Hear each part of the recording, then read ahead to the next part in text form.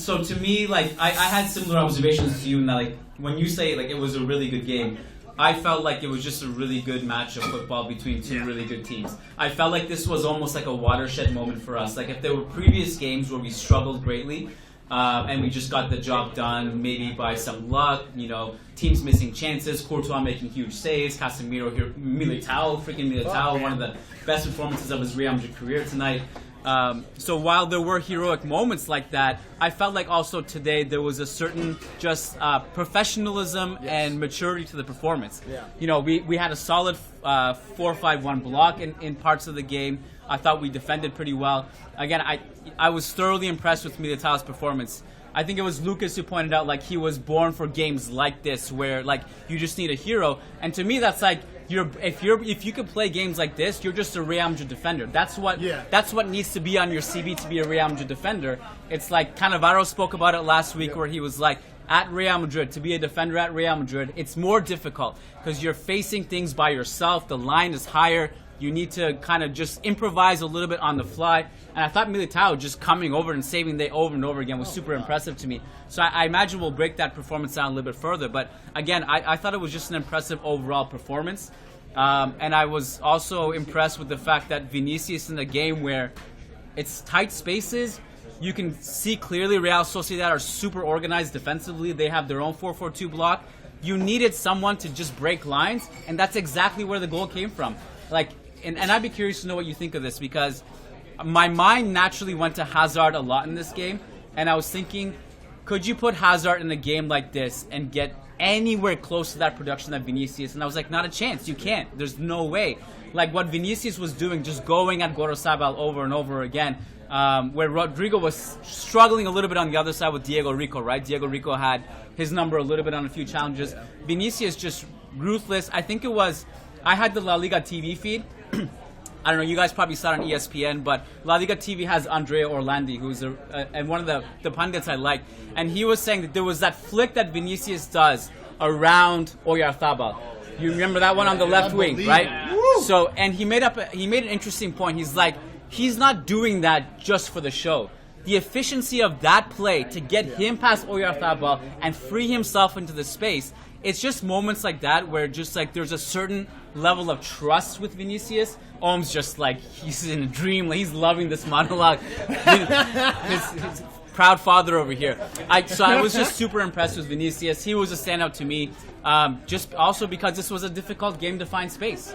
Yeah. You want to take? It's about your son, so. Yeah, I think I wonder, and this is going to sound like the most biased thing ever, but I wonder if we don't actually correctly value Vinicius' contributions. I think we all recognize he's become an extremely good goal scorer, right? He's one of the most important players of the attack. But I think like the next step for us is to realize that literally this attack is built around him and to maximizing everything he does because he's the one that takes us to the next level, right? I think you can argue Benzema is still the best player and all of that, but even what Benzema is doing, it's to optimize Vinicius on the counterattack in space. Like I was just trying to like look it up on my phone, but I'm going to have to go by memory because it wasn't loading, but in the top 5 leagues, he's up there with the elite in terms of progressive carries. He's up there with the elite in terms of shot-created actions, off of dribbles. All we have to do is pass him the ball in the middle third, and he just takes it towards goal. And if it's not a shot, we're able to settle possession there, apply pressure. Like, he completely changes our ability to get to goal and dominate a game, right? And I think we saw it today where it wasn't clear in the first half how either side was necessarily going to score, right? It was really back and forth. There weren't that many good chances. Maybe Real Sociedad had slightly better chances than us in the first half. And then in the second half, it's one sequence where Kroos plays down the line to Vinicius. He explodes, cuts inside, combination with Jovic, and it's a goal. Like, it's insane.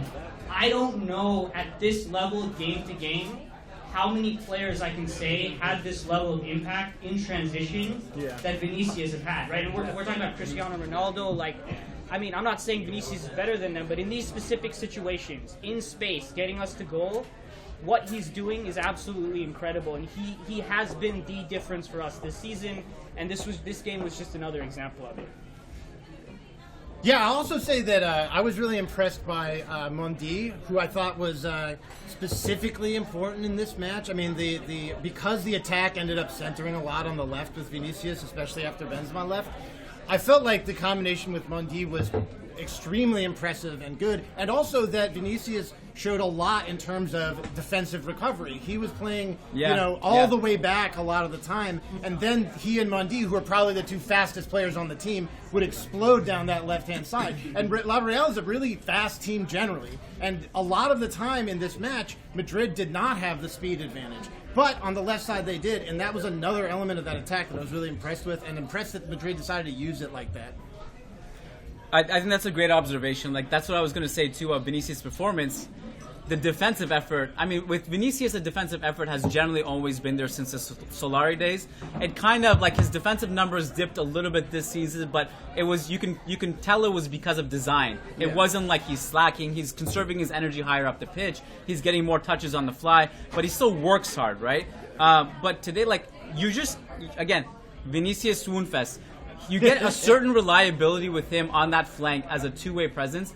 And like, the thing with Mondi is that Mondi is such a monster defensively.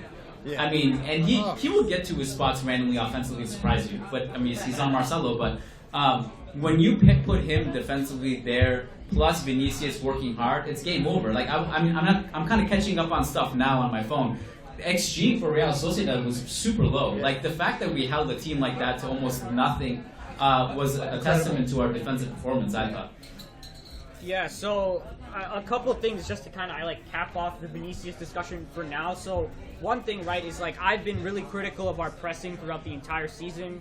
The PPDA stat that Gabe was talking about is passes allowed per defensive action, right? And typically an elite press allows like 6 to 7.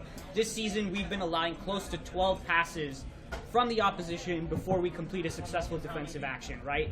For the way we've wanted to press, that's terrible. But if you look at turnovers that lead to a shot, we're second in the league, despite having such a terrible press. Why is that? Is because we have Vinicius Junior, who has been so efficient this season at being able to turn any type of high turnover into a counterattack. So it's, I mean, the way, I mean, I don't even know how to articulate anymore the extent to which he has carried this offense, right?